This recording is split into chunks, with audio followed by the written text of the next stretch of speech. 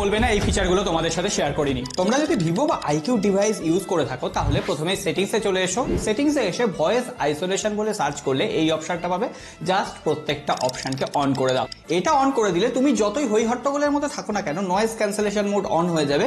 তুমি ক্লিয়ার কথা শুনতে পাবে আর তোমার কথাও অপর পক্ষে ক্লিয়ার শোনা যাবে। সেকেন্ড, আবার সেটিংসে চলে এসো। হোম স্ক্রিনের সেটিংসে ঢোকার পর লক স্ক্রিন সেটিংসে আসবে। Open control centre from lock screen, এটাকে অফ করে দাও। তাহলে তোমার ফোন লক থাকাকালীন কেউ তোমার ফোনে নোটিফিকেশন অ্যাক্সেস করতে পারবে না, এমনকি ওয়াইফাই অন অফ এই সমস্ত কিচ্ছু করা যাবে না। থার্ড, আনলক লিখে সার্চ করো, তারপর আনলক টু পাওয়ার অফ অপশনটাকে অন করে দাও। অর্থাৎ ফোন সুইচ অফ করতে গেলেই তোমার কাছে পাসওয়ার্ড চাইবে। ফোন চুরি হয়ে গেলেও তোমার চোর কিন্তু ফোনটা অফ করে দিতে পারবে না। ফোর্থ, সেটিংসে চলে এসো। তারপরে সিকিউরিটি অ্যান্ড প্রাইভেসি এর নিচের দিকে অপশন রয়েছে ফাইন্ড হাব।